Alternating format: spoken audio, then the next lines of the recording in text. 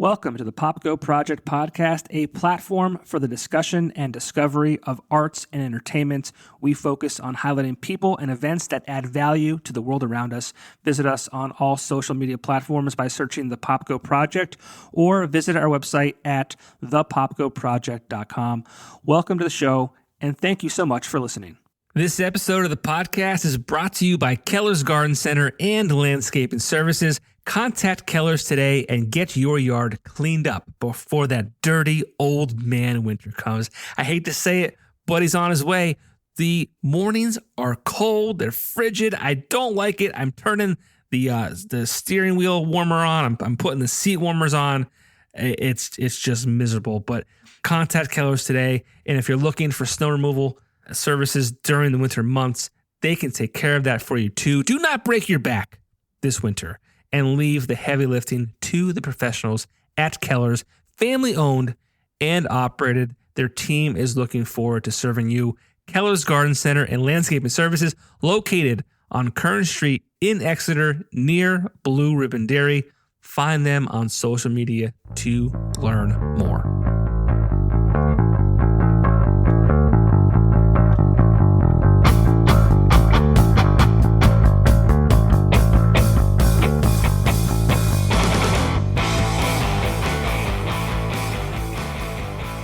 Hello, Johnny.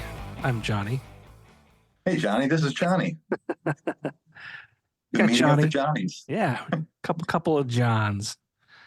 You know, back in the day, that was frowned upon. To be a John? To be a John, Well, yeah. you know, if you're in the Philly, we play through Philly quite a bunch, and you know, they refer to things as John, this John or that John, except it's Jawn. Okay. Yeah, when I was a little kid, like it was like, you know, you didn't want to be referred to as the John because that's a bathroom, right? No fun. Sure. No fun. And then later it was like the adult stuff, and it's like, I don't know which is worse. Take me back to being a kid, man. I don't ever want to grow up. For sure. But we got Johnny of Johnny Lit's Jerry Duty. Welcome to the show, buddy. Thanks for having me, Johnny. Happy to be here. It's so weird. But yeah, I mean, we tried lining this up a few months back.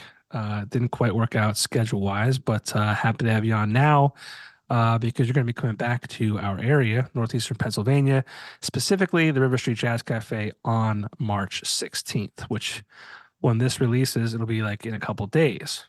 So back into town. And I say back into town, you're originally from Scranton, Pennsylvania, but you're a nationally touring Jerry Garcia tribute band.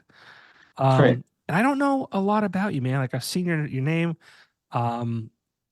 It's funny. I saw Axelrad did shirts for the band. We just did a big merch order with those guys. It was our largest one to date, so we were really grateful to keep it hometown. Who'd you talk to? So Wes, a friend of mine who did the graphic design on our most recent artist, Wes Knorr, right? Wes Knorr, yeah. He did our art, and we were just stoked. I've been talking to Wes for a while too, and part of Jerry Duty, and the thing is, it's a collective. So for me, it's not, the music is one part of it, but it's only a slice of it. Jerry Duty is a little bit bigger than that for me. So that's really the like-minded getting together to celebrate and to share their gifts. And that being said, we have some great people back home. I've been trying to line things up with Wes for a minute, and it just worked out. We switched artists, and we were so happy that he did our work on this run. We were just really blown away. And then also working with Axelrad. That's people that have been on their radar too, and it just worked out. They really took care of us, and we actually had our merch shipped on tour. So we had our merch shipped to St. Louis. We were playing the City Winery in St. Louis, and it was pertinent that we had to have it there that day at that time, and they were really so accommodating. So we're really blessed with the support we got from both of those guys. Well, I was so mad that you didn't use me directly that I actually quit Axelrad. It's your fault. What? Yes, I quit Axelrad. I'm done. Oh, what? Come on, Johnny. Nothing to do with you. No, actually today I started. So today is March 5th. We're recording this. Today I started back working for Shamrock Communications, specifically Rock 107 ESPN radio and QFM. It was before QFM was alt and fuzz and all those things. So I'm back into radio sales. My last day at Axelrad was March 1st. Wow, get out of here. Were you involved with my order? I saw it going through the shop. Yeah. You did? But I was not directly involved, no. But yeah, it's a weird thing. I started today at, like I said, Rock 107. It'll be my third time with the organization. And it was such a difficult decision. I don't know if To leave? to leave Axelrad. Yeah, it's a special Yeah. place. I was there Yeah. for 3 years, and the culture there is unmatched. And um, yeah, it's just one of those things that I wasn't looking to leave. Something came my way, and I'm a big believer in everything happens for a reason. So this opportunity presented itself, and part of me is like a media guy, true and true, or through and through. Sure. I started at the Weekender, when I was 22 or whatever it was, and I've been in media ever since. And it just kind of felt like something I had to explore. So, but it was So weird. ESPN in the sports world now, Yeah. outside of I know you from entertainment, being the entertainment guy, and exactly like you said, in the Weekender, I've heard your name, used to read some of your stuff, and just all that. And wow, making the step to sports. Well, I Yeah, that's mean, pretty cool. yeah, it's like I said, I've been with the organization. This will be my third time, and so I'm a big sports guy too. But yeah, so Rock 107, ESPN, and QFM. But yeah, it was a bittersweet moment for sure. But I obviously wish all those guys and girls at Axelrad the best, and they're the best in the business. And yeah, we went to the right place. Yeah, I feel very fortunate. We'll continue to work with those guys Yeah, as well in the future. They really accommodated us, and like I said, trying to reduce stress levels. You don't want to change variables, even the smallest thing, when there's so many moving parts in touring and promoting and performing and all that. Yeah, it always makes you a little nervous. But after the way they really came through and had everything waiting for us, and Wes was unbelievable, really worked with our ideas, and it felt good to have another hometown person on the team. So yeah. it was a right place, right time. We're really That's grateful. I used to work with the band Cold, and I would be Yeah, doing the who's with same. them? I know Johnny Nova, and I'm trying to think who else. Who sings for Cold? Well, it's still Scooter, but Johnny and Nick. Nick Coyle, they're no longer part of the band. It's actually two guys from University Drive, Angelo and Ed. Yep. They took their spots, but I was working with them, and I was constantly having to like drop ship, like meeting them, meet their order, meeting them at their next location. Mm-hmm. It was always stressful because I'm like, oh man, it's like that's like probably one of the most stressful things about the screen printing world is there's like as a salesperson and a person who starts the order, there are so many places after it leaves your hand that it can go wrong. Yep. Everyone And then has to who are see. they mad at? You They're know, mad. the Yeah, stress they're is mad at on the you guy. guys. There's so many, and I mean, once it gets out the door, I mean, at that point it could be perfect and gets out the door into the hands of UPS, and I mean, it's out of your hands. It's like let's fingers crossed they do their job today, but they're always like 99% good, but there's always that 1% that makes you wake up in the middle of the night hoping the order arrives. Because if you miss it, it's It's a it's a lot. mess. Yeah. So I'm It's a glad you had a lot. good experience. I'm glad you got your merch. But yeah, so you're touring right now. Yeah. Talk a little bit about that. Like I said, you started here in the Scranton area, but since then you've kind of expanded your reach, so to speak. So talk a little bit about Jerry Duty and the things you've the early beginnings to where you are today. Well, I remember the first Jerry Duty show. We played at a buddy of mine's place. It was called Crooked Creek. It was near Oh, Ricketts Glen out in that yeah, area. And there was yeah. nothing going on. But this was, for a better sense of the word, kind of like a redneck bar, Hmm. that there was like no one really cared about, social distancing or this or that. And the place was so big that it wasn't really an issue. So we did our first show there, and we had to have, I mean, at least 70 people for a first show. So that was huge, especially considering where we were. So it really went off to a success. Um, since then, the Jerry Duty band has changed so many times and evolved, and even the material that we perform. It was kind of a natural progression. This project was purely based out of love.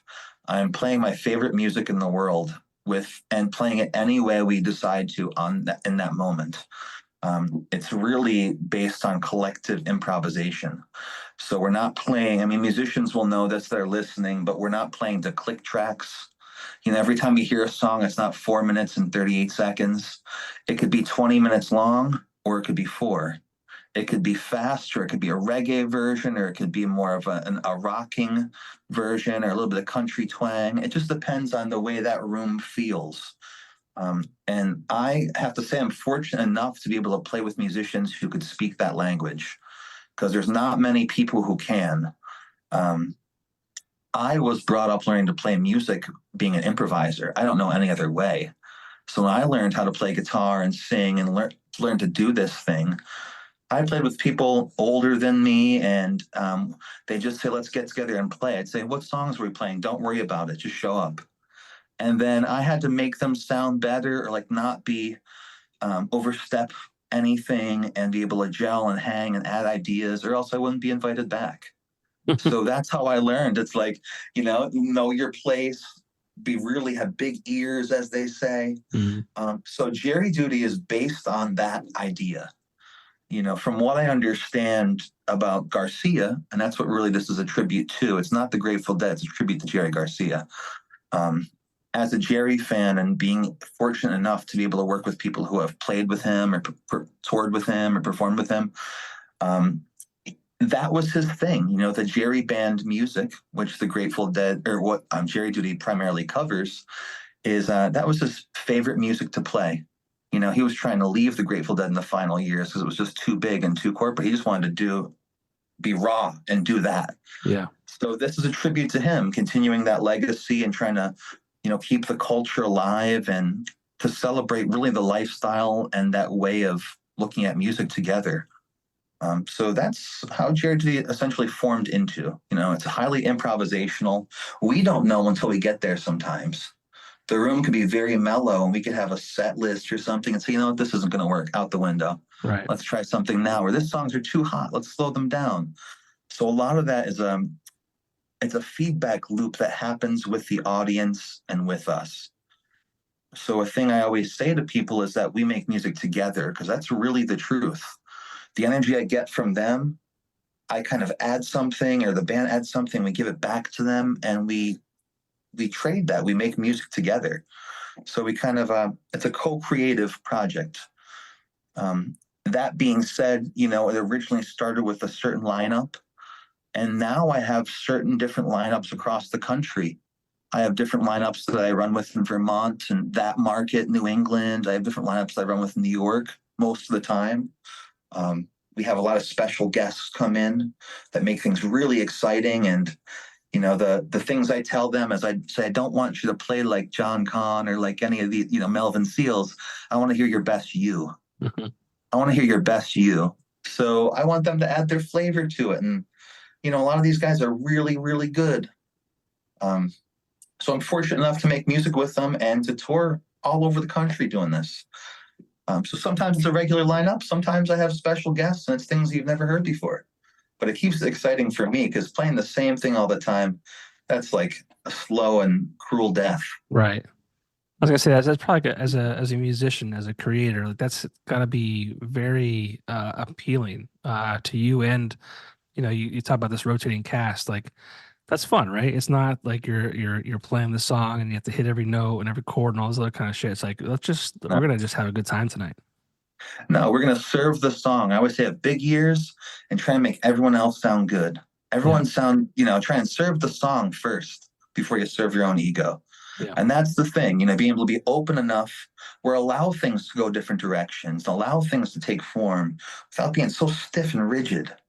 And I think our fans are like that too. There's a lot of highly creative people that follow and support the band, and they're part of this community that we're building and, continuing to build. And they're all like unique, improvisational, cool people. that want the same thing. They don't want to hear the same thing over and over again. They're willing to take chances. And part of that is that sometimes they work out amazing.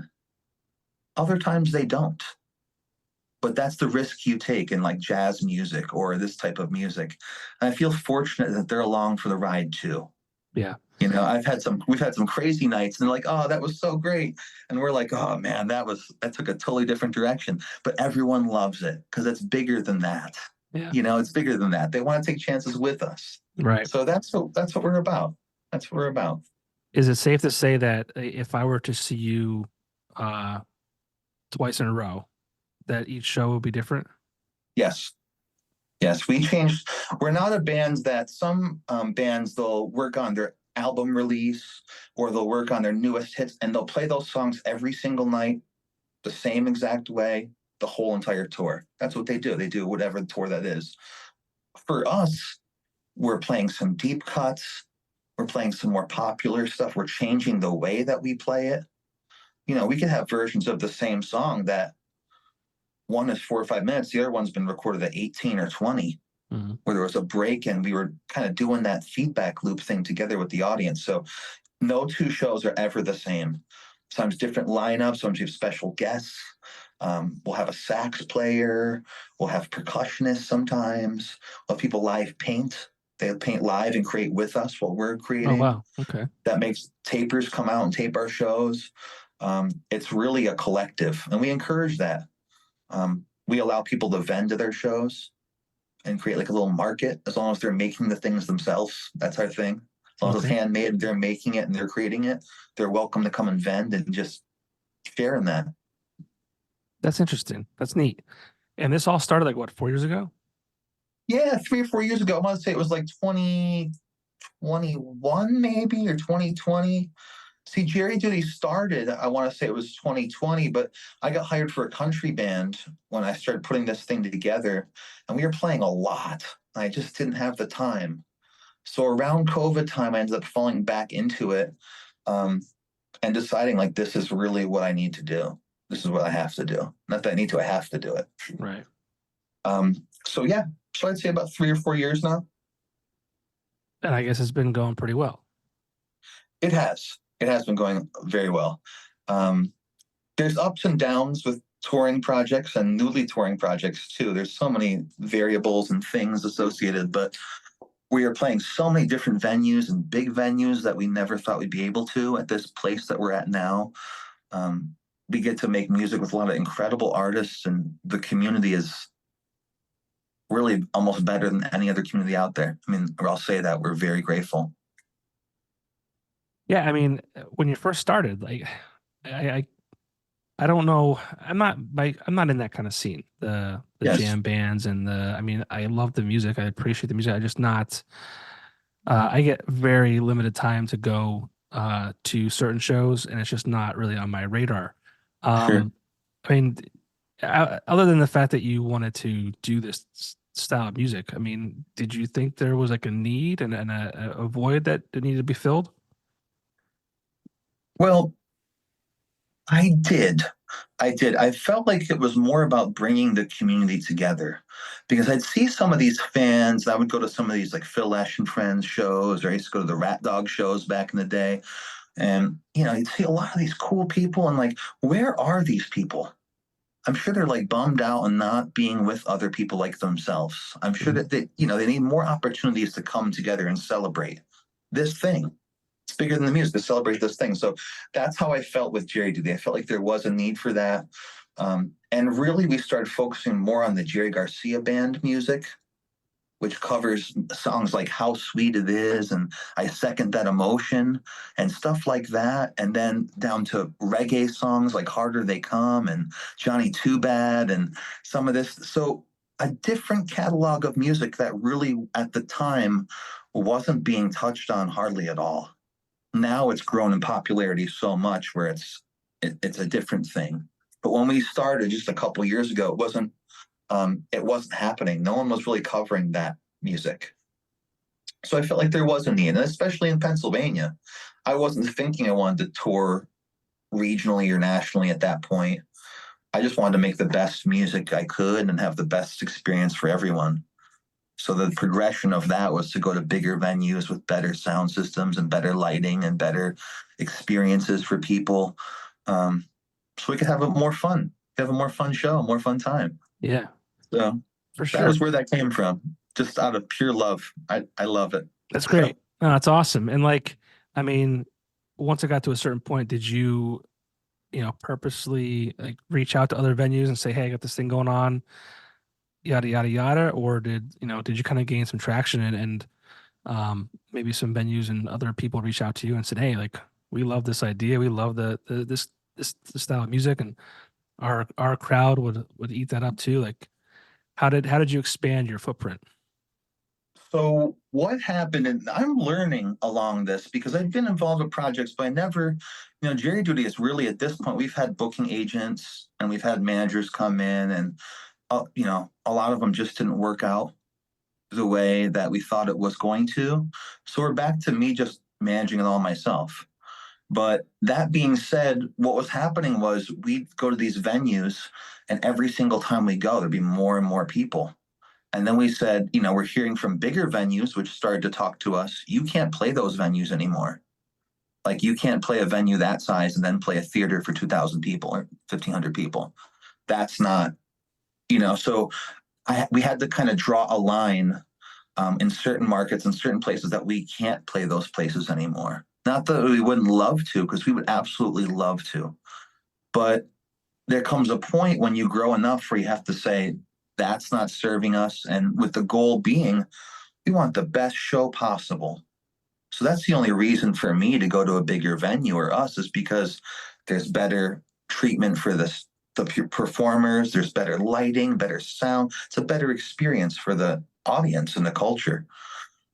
So we started getting more and more popular, and people started reaching out more and more.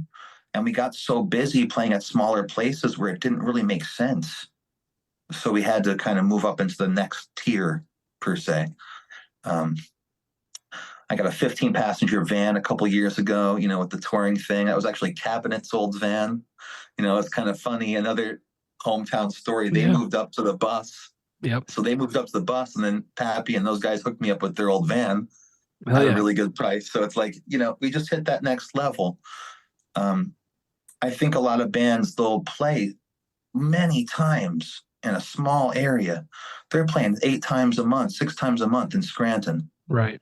So it builds, like, how can you plan properly for that amount of shows? You can't, to make them the best party, the most exciting. It's not. So you have to play less shows and go further away. Right. So we hit that point of like, okay, this is cool, but we want to do something real with this. We want to leave the hometown, do something for real. Yeah. So that's what took us there. Yeah, and as different as your shows might be, night after night. Like I remember back, when I was at the Weekender, you'd have bands that would play every Friday, every week, or Friday, Saturday, and it would be, 20 minutes away. And what happens is, and you know this, I'm not telling you anything you don't know, but like people like either get burnt out from it, or they're like, oh, I'll catch them tomorrow when they play, and then that day comes and they miss them, like, oh, I'll just see them next week. They'll be here again, and it just kind of dilutes the whole thing. And I think I don't know when it kind of happened, but people kind of figured out, like bands figured out, like, hey, I can't do this every single Friday night in Scranton, or within a 10-minute radius. And it makes those shows special. Like, again, and you get to play at new venues and see new people, but like when you come home, it makes it special. Yeah. It's hey, we have to go see Johnny Lit, Jerry Duty. Got to go do it. Like, they're not going to be here for another 6 weeks. Like, get the Yes. babysitter, or if you've got kids, get the babysitter, whatever. Like, or mark it on your calendar. We're going, and you're going to make a night out of it. Yeah, it's that part that happens. And I think it depends on your goals as a band. And in the grand scheme of things, I know very little. But just in what I've learned, if your goals are to perform your music, whatever type it is, to larger amounts of people and be able to bring more people joy at a show, you have to start saying, I can't play this many times in my market. I have to start going further away, even though it maybe financially doesn't make more sense. We're not making more money. but you're growing that brand and you're earning new fans and they'll see you next time in a couple months when you come back. So that's the way to do it. But I, from my understanding, the only reason why it stops people from that is I think a fear thing. And two, it's the expenses of touring. Yeah. They're up more than ever, lodging and transportation and fuel and marketing. And I mean, it's enormous. And without guarantees that are substantial, it's a scary thing to take on. For It's a sure. scary thing. So, from my understanding, that's maybe why people don't do that. But any word of advice is just most people are overplaying. Yeah. And I know how busy I am. I love live music. There's so many bands and even local people I would love to see. But just doing all the things I have I have a family now, and with touring and stuff, I have very, very limited time. So I think most people are kind of in situations like that now. Yeah, you gotta make it count.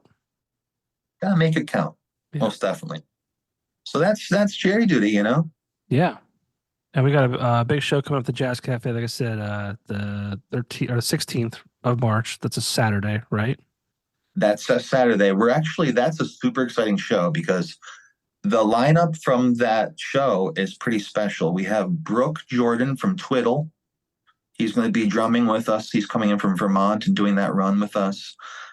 We have Adam Flicker, which was from the band American Babies. He's kind of our regular key player. He's a Philly guy, but he was with Tom Hamilton and whatnot from J-Rad, the band J-Rad that people know of. Joe Russo's almost dead.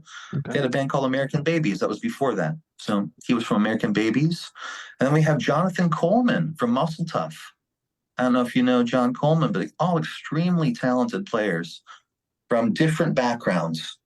So we're really excited.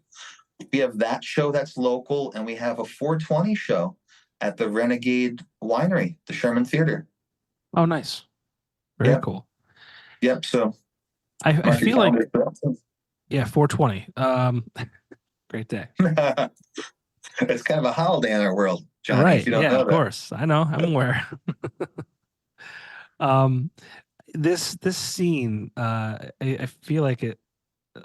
You say you have guys coming from Vermont, and you have these fill-ins. And all this.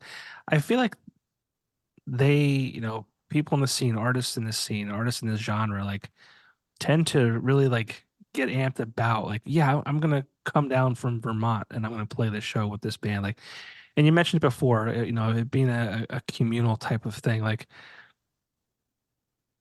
how does that work? I mean, like we just talked about how it's not cheap to travel too, but this scene, like, I've noticed that a lot. It's just you can it's people really love to gather and be like, yeah, I'll play that show and I'll open the show, and they want to be part of it. So how that works, I'm not sure about other people, but in my world, we talk. The jam band community is kind of small, at least of the people that are really doing it. It's a big scene, but the people who are really playing or touring or whatnot, they're kind of a small nugget of people. So those names get tossed around a lot, and we'll end up interacting with each other, or like talk about future plans, or like perform with each other. I'm like, hey, I need a fill for this. Can you fill in? Or hey, this came up. I need a guitar player for the 3-day run or whatever it is. Sure, I'll be there. And you play and you have a great time. And you say, you know what? We're going to work together in the future. When something comes up, the favors are returned. So over time, I've built a catalog. I have probably 50 players in that catalog of people who are talented to varying degrees in different markets all over the country. So that's how it works. I kind of write material for the shows that I think would be suited for their strengths, what I think would really make them shine. And they would be able to be their best self with. And then we perform these shows. So it's very similar to like jazz. Yeah. In jazz, they have the real book. And that real book is 300 songs or so that every jazz player who is worth their weight in salt knows these tunes, or at least is familiar with them. In the jam band world, that's the Grateful Dead catalog. They're like the godfathers of this music. So if you're in it and really in it, those people know that material, or at least are pretty familiar with it. It's funny too, because it's not just like I don't, almost couldn't like pinpoint. Like, well, I'm sure you could. If you saw someone, you could say, "Oh, I bet you they're they're jam band audience." But like, there's guys wearing suits and ties to work every day that are closet deadheads and things like that. Like, it's universal, and I think you just said Yes. that. Everyone is included in our shows. Like everyone is welcome. And that's the thing. You don't have to be a deadhead, not with the patchwork clothes and the long dreadlocks and the whole thing. I mean, like you're saying, there's people who have came from this scene that are white collar business people and just like regular family people. And then there's like road dogs. They're on the road still touring and doing that thing. But they all have one thing in common. They love the Grateful Dead and they love the community. They Mhm. love this community. Um, it's very unique. And that's what drew me to it. I mean, wow, a community where people can completely be their authentic self. Yeah, And whatever that is.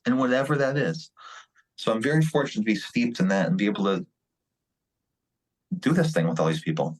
yeah.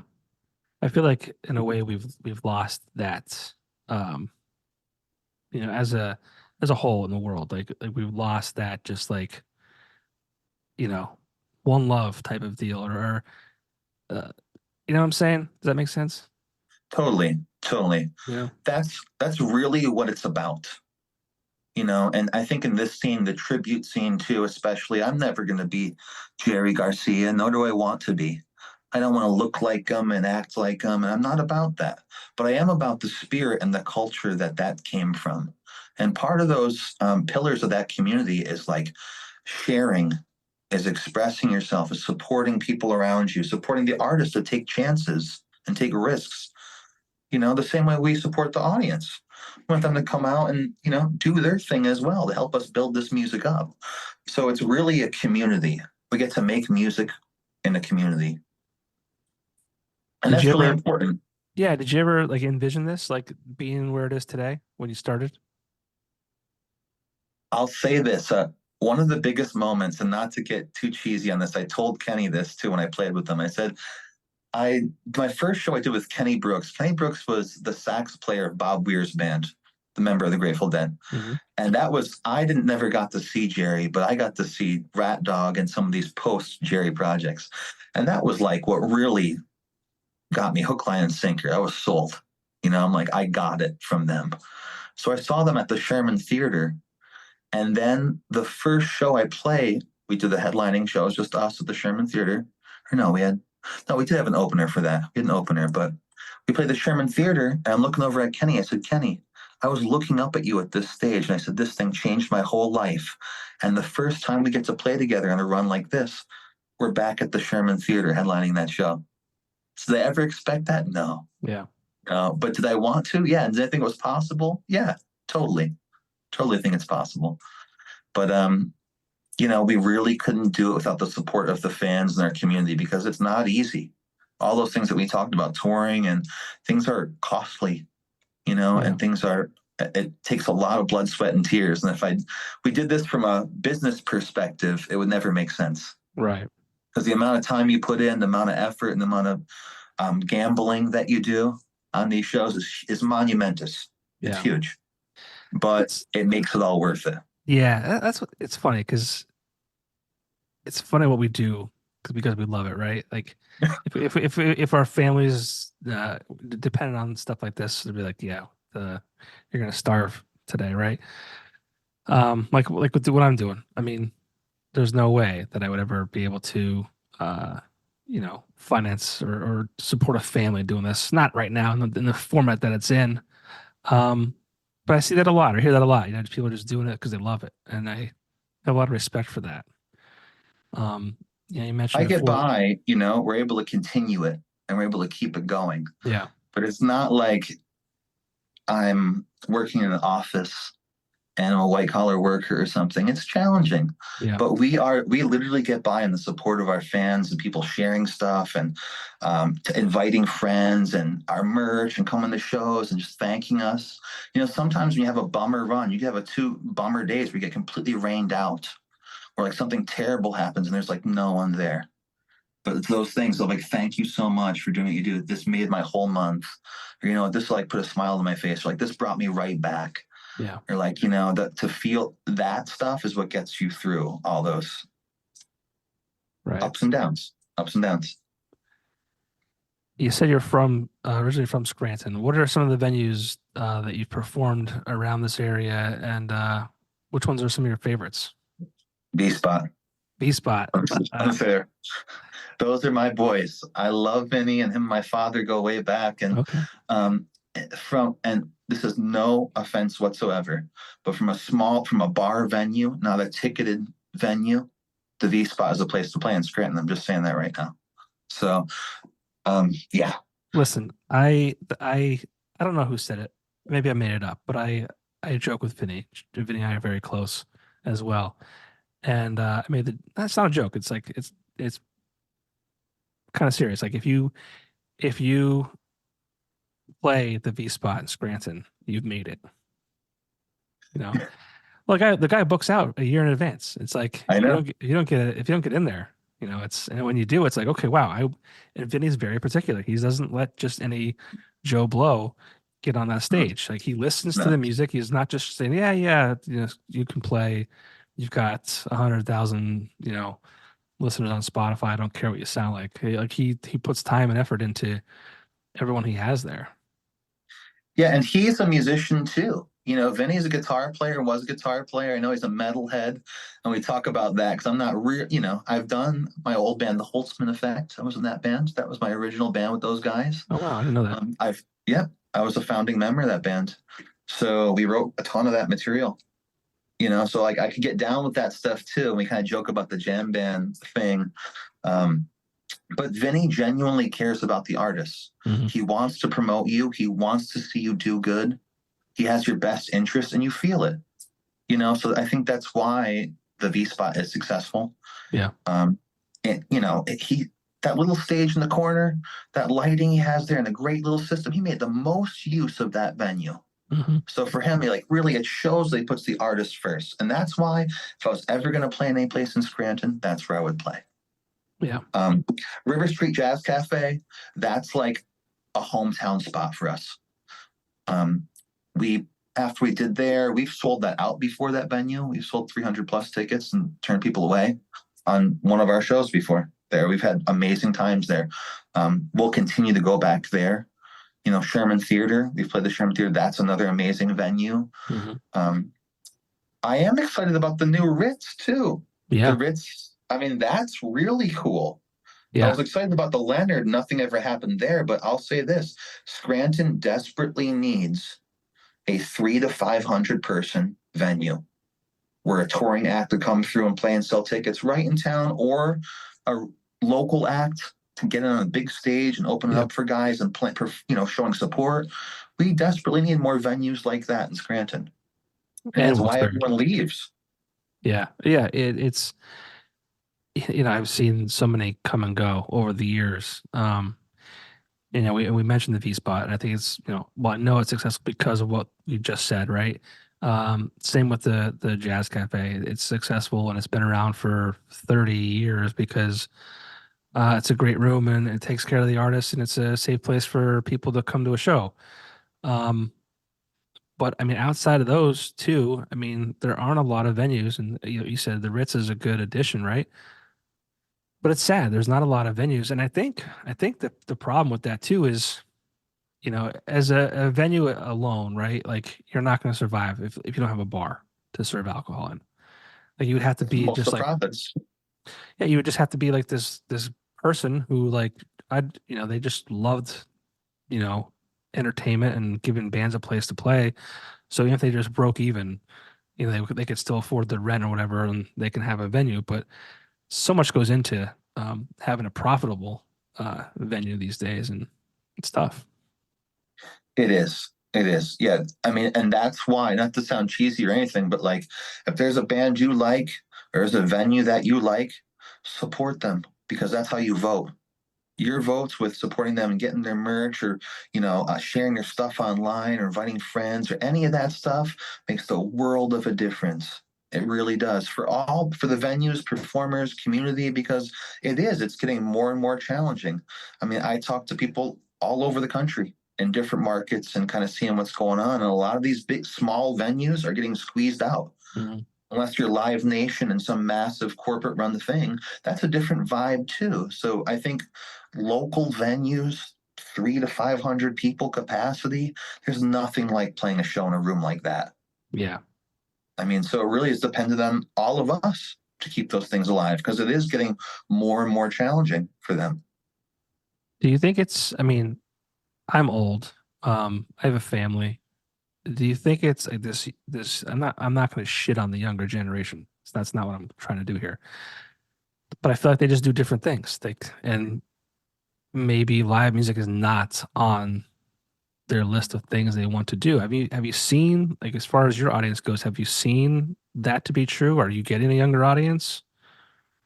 So with our audience, that's an interesting question, because a lot of the fans, you have to realize, that grew up in this community, in this culture, we were kind of the tail end. I'm 35, my partner's 38.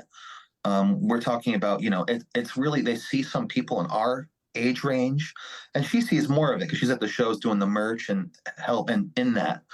But it's some people our age range. A lot of people are older, but they're fading out because they're not leaving the house. They're not able to go out late and party. Those days are kind of ending for them. Right. So I get really excited about the next generation stuff. The younger kids and the younger community. I mean, we've had 12, 13-year-old kids at our shows before. And That to me is the coolest thing. I always try to shake their hands, say thank you, like take a picture with them, give them extra energy, because that's the stuff that's going to keep this culture alive. Mm-hmm. Do I think nationally, is the youth changing? Yeah, I think the youth doesn't see live music anymore. I think they stream it on their phone. I think they go to venues that are massive. If they're going to see Drake or Ush, a big band like that, Jelly Roll, they'll do that and pay a couple $100 a ticket. But like how we grew up, going to the Staircase or going wherever to see this stuff, the $20 tickets, for the night out, that middle ground is getting a lot more challenging, and it's dying out. So what's the answer? I think community. It has to be cool, and it has to be fun. It has to be more than just the music, because you could listen to all that music on your phone. Yeah. You could stream it the next day, you could watch the videos, but you can't give someone a hug, or you can't dance with someone, you can't meet a new awesome artist, or you can't build friendships the same way you can in person. Right. So I think a lot of those things have changed. COVID didn't help that. COVID made people regress even more. Yep. And I think more people than ever have social anxieties. Like, they almost don't know how to interact anymore. They don't know how to do that thing.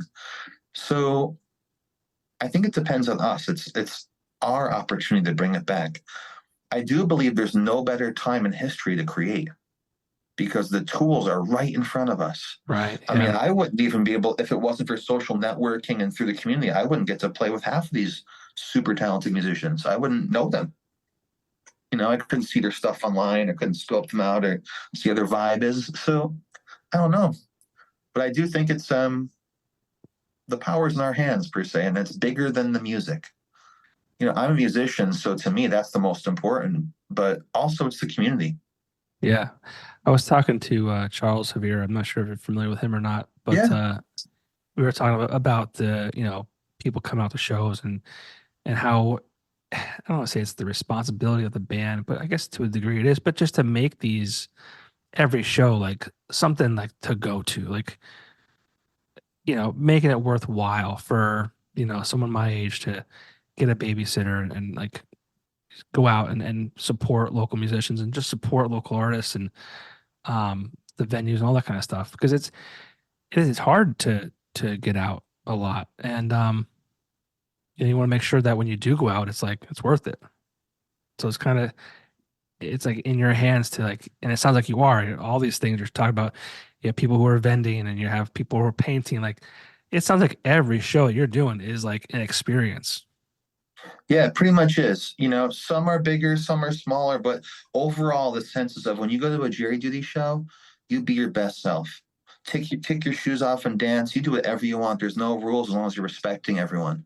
That's the only rule. So let yourself be free and respect everyone. So if people want to be involved, I have them reach out. I have this awesome cannabis product, or I have this awesome new painting, or I'd love to go perform live. Sure. Everyone come. because it really is, it's a community thing. Yeah. The one thing I do, and this is a question for all listeners, and really more artists, I think so. In the age that we live, it's became, the marketing responsibilities and the promotion has all kind of fell away from the venues. They've saved those budgets and put more work on the artists. So more and more time is getting squeezed out from the creative part to the business part to be successful. So then it waters down the product. Then, like, instead of me thinking of new approaches or new tones or really creative set lists, I'm thinking about like how to market this show, who else can be involved, what press contacts we need to talk to, all those things that used to be venues. Now they said, we're not going to do that anymore. Here's artists do that all. Yeah. So I guess the point being said is we cannot do it without a community. We can't build a community without a community being on our side, because the bandwidth of 1, 2, or 5 people to take on all those tasks and still remain an artist is very challenging. And some people do it really well. Me, I struggle with that. I'm going to say that I struggle with that balance. Well, it's hard, man. Like, and it's weird too, like self-promotion. Even when I promote this show, like it just feels odd to me. It feels like I'm bothering people. It feels like I'm, annoying people and things like that. But it's just like, well, I mean, and I don't do it for me. I'm not making money doing this. Like, I want to share, the conversations I'm having with these artists and musicians and creators. And I just want to share their message because what they're doing is super cool. But how do I do that unless I, promote it? Yeah, unless we're posting every day and keeping the Right. algorithms, feeding the machine of the algorithms and all this other stuff. And 30 years ago, it wasn't like that. So I'm still learning, I'm still learning. It's hard, and it changes every day. It changes quickly every day. It's like, how do you keep up? I'm not jealous of you guys. I mean, and it seems like every band has somebody who, like, does the uh, you know, uh, graphic design work, or the promoting, or their booking and all that kind of stuff. It's like you're forced to, like you said, to be a self-sufficient engine. Yeah, I think that's for small business too. A lot of small business, it's like that now. You're invisible unless you could do all these things. Yeah, So it's, I commend everyone else that's out there doing that, because it's not easy. And, the way to go and the right on, that was great. And all that stuff keeps you going. yeah. Tell me about some venues outside this area that you really enjoyed, or that were some of your favorites. Okay, so we just played City Winery in St. Louis. That was my first show in St. Louis, Missouri, and that was really great. I had some of the best steak I think I've ever had in my life. An amazing treatment. They had incredible sound system. It's Meyer sound systems, which are like, if a band PA was $3,000, a Meyer one would be 50. I mean, so it's really incredible venue. I loved that. Nectar's in Vermont. That's where Fish started. They used to play there every week. And that's where that band essentially came from. So playing Nectar's was really cool. Some of the Vermont venues, like Zen Barn too, is a great time.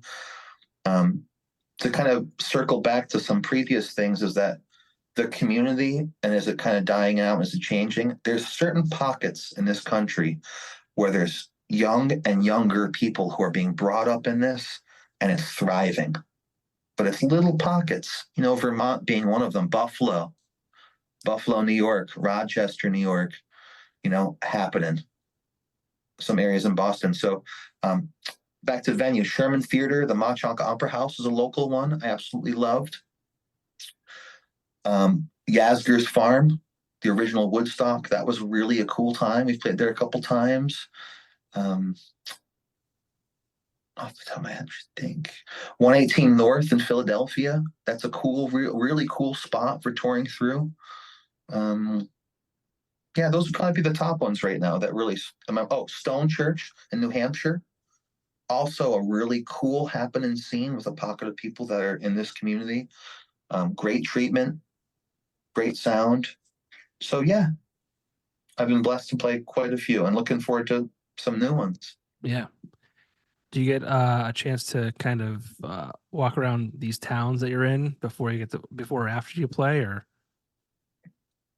So sometimes The answer is sometimes. And when I do, it's great. A lot of times I'll contact other musicians. We'll try and get breakfast or try and link up while we're there if it's possible. Depends if we're on a tour.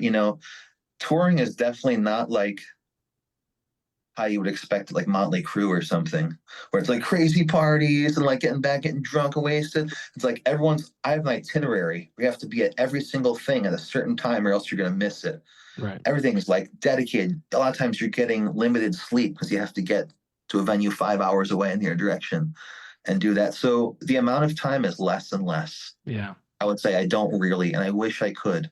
Yeah, that's things because you have this opportunity that you're already traveling. It'd be amazing to be able to, really visit all of these different cities that you're in. Yeah, some of it. So when I am fortunate enough, there's enough time, I do try and hit like the best local coffee shop. If they roast coffee there and stuff, I'll be there. We'll try and get I'm a foodie. I don't really party very much and stuff. So I'll try and get me and my partner, whoever else is with us, try and get the best lunch possible or dinner. We like that. Something local and fresh and like organic and nice. That's what we like to do. Sure. Try and scope out the foods and coffee and just check out the scene, the art scene. That's great. I'm not saying you have to go party. Yeah, just like as long as you're consuming the different offerings that they have. So that's cool. But I mean, Cool. I don't get to travel that often these days. I got two kids and all that. And but no, before them, when my wife and I were, we didn't have children, it was fun to travel and see different cities and just like kind of get lost, without really an idea where we're going. Just go down here. Like different dimensions. Yeah. That's how we've been laughing about that, because when you travel a lot, you feel like you have this crazy jet lag, but it's like, was that just a dream? Yeah. It almost feels like a dream. We just did a cross country trip and stuff, and it felt like a complete dream. We live in America, but there's so many different pockets of cultures of people that live and act and view things differently than we do in Pennsylvania. Yeah. So it's really refreshing and gives you humility to know that it's not just done this way. There's Right. a lot of ways to do it. So that's what I learned from traveling. I just did Costa Rica this past year. Cool. I got flown over to Costa Rica to perform. That's another thing. Talking about different. There's no military. Their healthcare costs are very minimal. Everything's organic in the whole country. Everyone's like, no one's in a rush. No, it's not cool to rush. Yeah. People walk places, so totally different. Imagine taking a New Yorker and putting them there. It's like, wow, shell shock. Yeah, right. That's what's cool about the world in general too. There's like so much of this that we might never see. Like I know there's stuff that I'll never see. As long as I live, I'll never see it. You see people sharing stuff, and a buddy of mine is going. I think he's going to go golfing next year, or maybe it's this year in Nova Scotia, and he shared images of the golf course. And I'm like, it's so hard to believe that there is something in the world that looks like that. Like it's incredible. It's so vast. It gives you such gratitude. Know that exactly what you're saying. We can do something every single week until we pass and still not encounter more than 5% of what's on this planet. Yeah. That's probably being very generous saying that. I was talking to somebody recently. Well, it was probably months ago, but just if you're driving and you look up at the mountains and you just see the trees, like there's like I don't know how much of it. Like there's probably parts of the world that has never been seen by anyone. Oh no doubt. It's crazy to think. No doubt. Hasn't been touched by human hands. It's been there forever. No one's seen it. I think there's like the same with the ocean, and how much of that has been unexplored. That's so like crazy. Space. Yeah. That's so like crazy. The ocean's like space. It's like so much out that it will never. I don't know. That's crazy to think about. Like, I don't know. I don't know. There's not enough time on this earth for us. It's wild. That is true. Unfortunately. And when I had kids, before children, I was like, yeah, whatever. But like when I had kids, I was like, I want to live forever. True. I don't want to ever see. I don't ever want to be without them. Just be a vampire. Let's just sign up and become vampires. If that's on the board, we'll live forever. I mean, come on. I'm down with that. It'd be easier to feed, just drink blood, live forever. I don't know. You'd be Yeah. ridiculously smart. You would have seen everything. I don't Yeah. Well, when you figure that out, let me know. know. I'll private message you, Johnny. Yeah, thanks. We're still in the first quarter of 2024. What do you have lined up for this year? Anything special you could talk about, or anything? Yeah. So last year was super active. We were all over and touring quite a bit. This year, not as much because I've been taking on some other things in my family and other projects I want to do. For myself, I want to start writing original music again and want to give that some focus and time. But for Jerry Duty and these projects, I'm performing with myself, and also I lead other bands too across the country. So I'll get hired and brought in to be the front man and do the Jerry thing for a lot of other bands. So stay tuned for that in different markets all over. We have our tour coming up in March. We're playing in Syracuse on the 11th, I believe it is. Then we're doing Rochester the 14th, Ithaca the 15th, River Street Jazz Cafe the 16th. So that's our first leg of our March tour. We'll be back for another local show April 20th at the Renegade Winery, which should be super exciting. And then we're still working on routing and touring throughout the year. I would say the best things for people is check out Johnny Litt's Jerry Duty on Facebook. Give us a follow if you do the social media thing. If you don't, it's johnnylit.com. I try to stay pretty regular on posting dates that come in and tours that come in. I know we have some Jersey dates. We have some Connecticut dates in the works. We have a Maine date in the works. But yeah, so a lot of things coming all the time. But johnnylit.com is the best way to stay connected to that. That or the Facebook, or we have Instagram or any of that stuff too. But I know not everyone's done social media. So Yeah. you find it there. YouTube, I'm assuming. Yeah, YouTube. We're not as heavy on YouTube. We have a lot of taper stuff on archive and whatnot. But yeah, the best place is probably Facebook, or I try to stay somewhat regular on Instagram. I would stay tuned for other projects too. I'm looking forward to doing some other collective shows coming up. One of them might be a Bob Dylan thing. Okay. He holds a big space in my heart. Along with writing some more original music and collaborating with all sorts of other musicians and genres even that'll expand me and challenge me. It's all good. Yeah. It's all good. I was going to ask you if, after you told you were a founding member of the Holtzman Effect, as you're performing someone else's music, if you kind of missed that whole original aspect of things.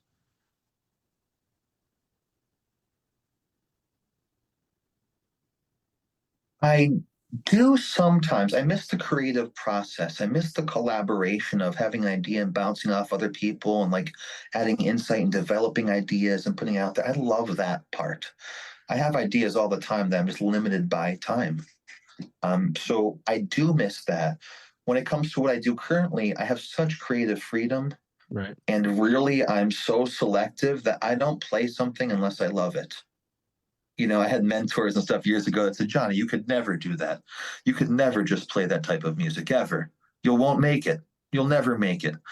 And I said, man, this is what I love. I love this stuff. It's not for any of the reasons, because I purely love the culture and I love this thing. So I have such creative freedom that I don't really get bored of this stuff. I don't. But I do have an itch to continue to create, maybe play some heavy music again. I miss the brutal, distorted guitars and the different approach. Jam band music, believe it or not, is extremely challenging. So from the aspect of these songs, you're not playing these songs of like a Blink-182 song or these chords through. I mean, we're talking about multiple minutes long of creative passages made up on the spot and improvised to try and tell a story. So you don't really practice for that stuff. You have to breathe it. So it's very challenging. Sure. So it keeps me on my toes, keeps me getting better and learning how to adapt. I love to maybe do some outlaw country stuff again. I played Telecaster and did that for a while. I like Waylon Jennings and stuff. That's cool. I think that there's a part in the market that people aren't really doing that so much. And I'm really interested about writing some original music again, not for any other reason of what's popular, what would sell, or what, just purely because it's me telling stories. Right. Whether that's brutal metal music or whether that's jammy, bouncy music or, reggae or whatever I feel. Yeah. Sweet. Well, I love that about musicians who can, they can do one genre and they can do something else and just, they're well versed in everything. And it's always cool to hear when people want to do different things like that. So best of luck with all that. Oh yeah. Thank you so much, Johnny. Appreciate it.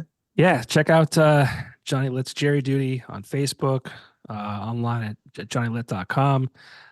Jazz Cafe, March 16th, Saturday. I'm assuming tickets are still available. Hopefully they're not sold out yet. I haven't heard they sold out. That's the official Dark Star Orchestra after party.